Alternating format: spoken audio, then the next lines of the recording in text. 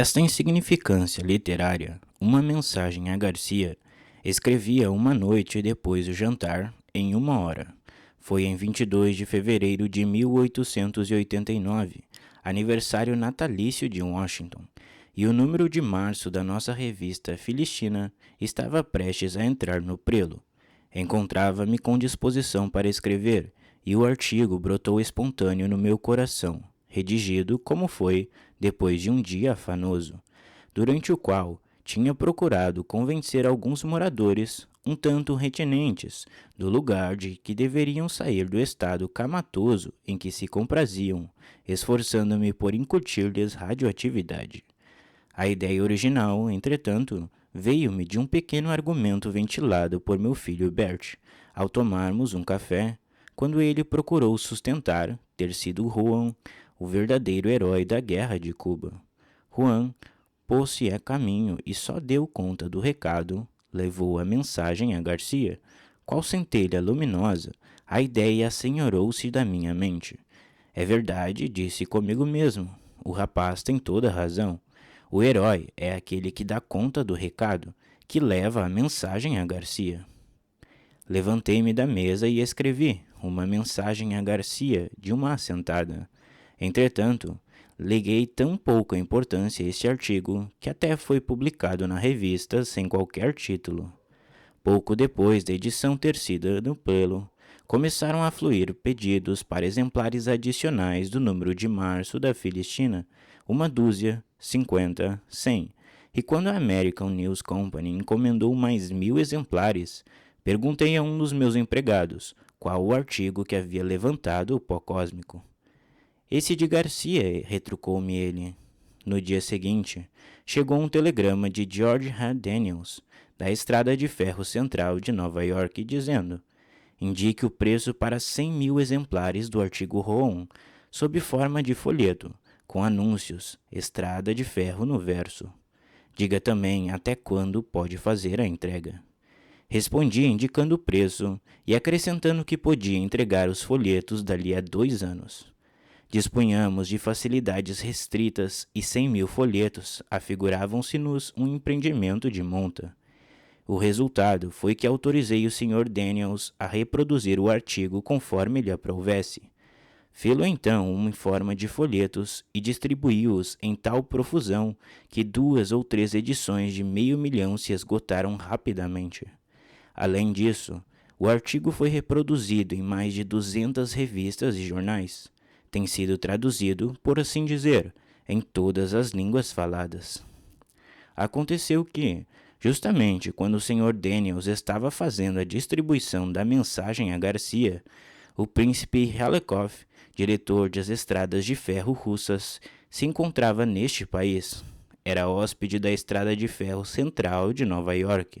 Percorrendo todo o país acompanhando o Sr. Daniels, o príncipe viu o folheto que o interessou, mas pelo fato de ser o próprio Sr. Daniels quem o estava distribuindo, e em tão grande quantidade que, propriamente, por qualquer outro motivo.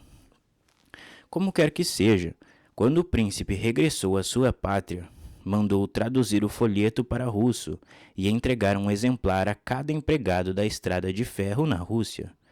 O breve trecho foi imitado por outros países da Rússia. O artigo passou para a Alemanha, França, Turquia, Hindustão e China.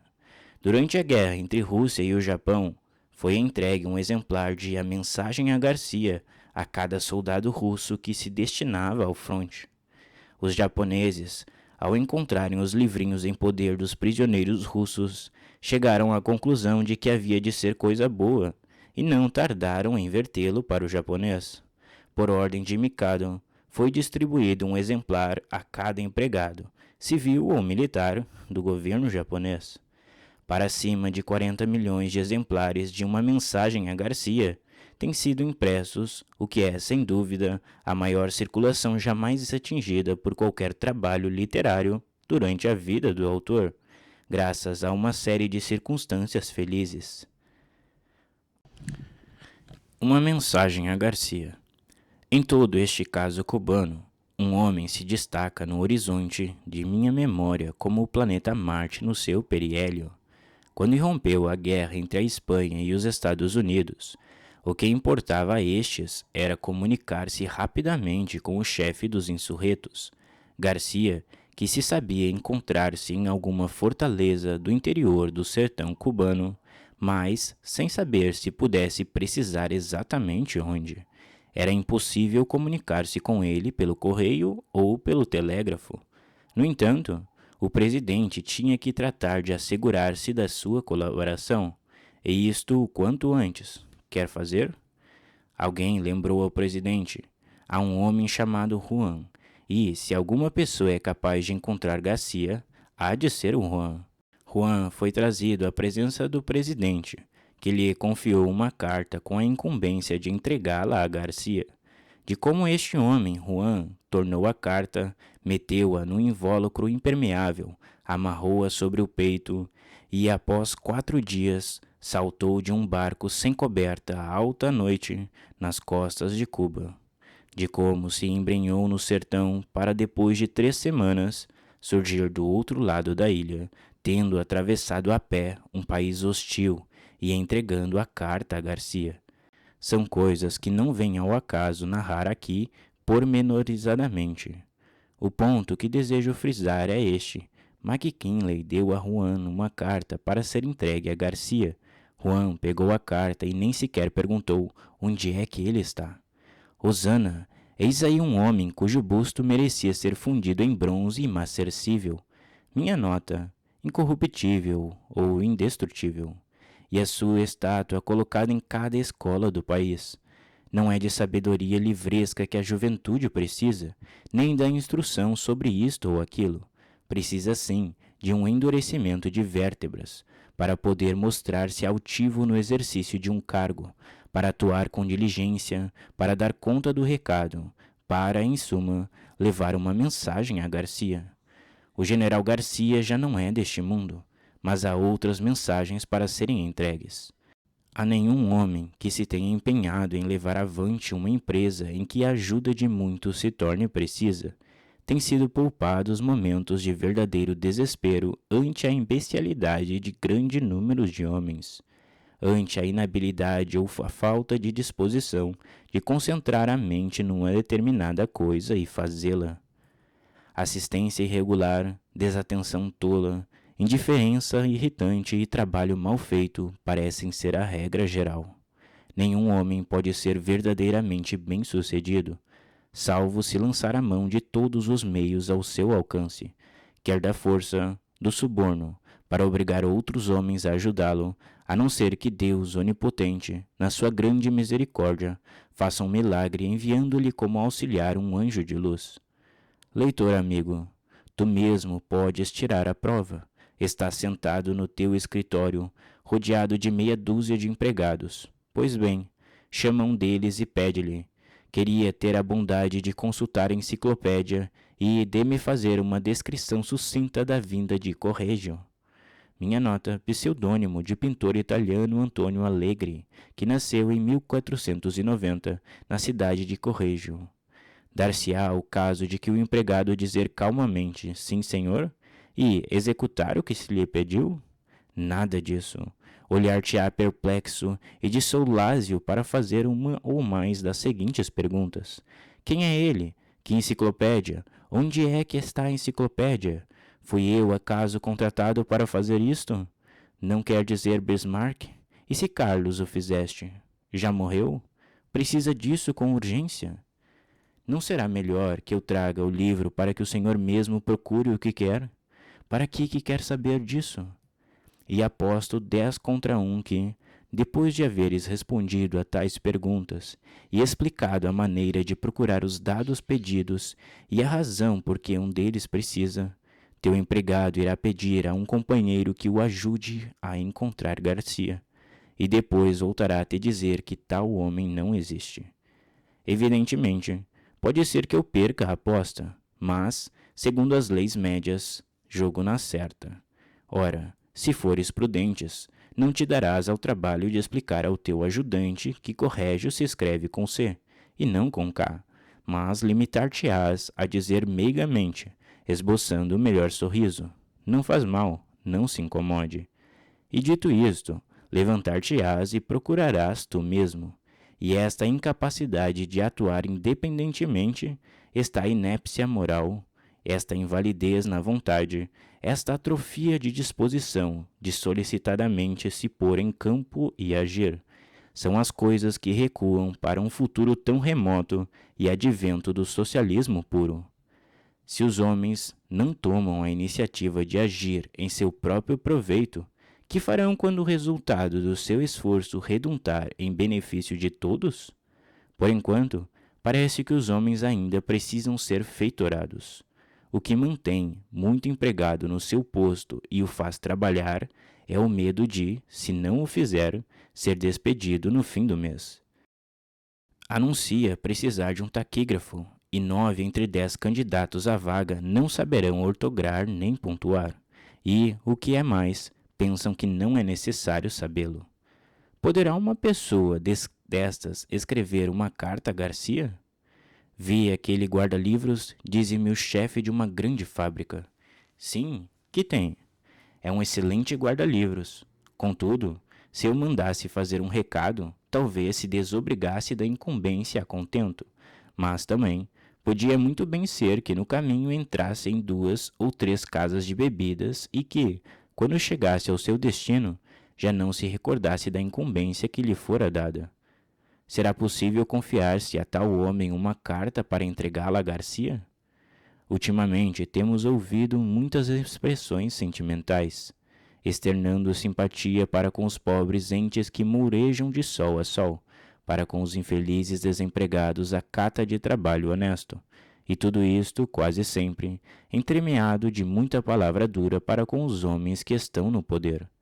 Nada se diz o patrão que envelhece antes do tempo, num baldado esforço para induzir eternos desgostosos e descontentes a trabalhar conscienciosamente.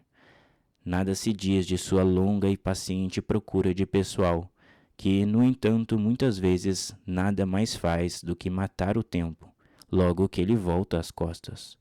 Porque é a personificação do descontentamento e do espírito de réplica, refratário a qualquer conselho ou admoestação. A única capaz de nele produzir algum efeito seria um bom pontapé dado com a ponta de uma bota de número 42, sola grossa e bico largo. Sei, não resta dúvida, que um indivíduo moralmente aleijado como este não é menos digno de compaixão que fisicamente aleijado. Entretanto, nessa demonstração de compaixão vertamos também uma lágrima pelos homens que se esforçam por levar avante uma grande empresa, cujas horas de trabalho não estão limitadas pelo som do apito de cujos cabelos ficam prematuramente encarnecidos.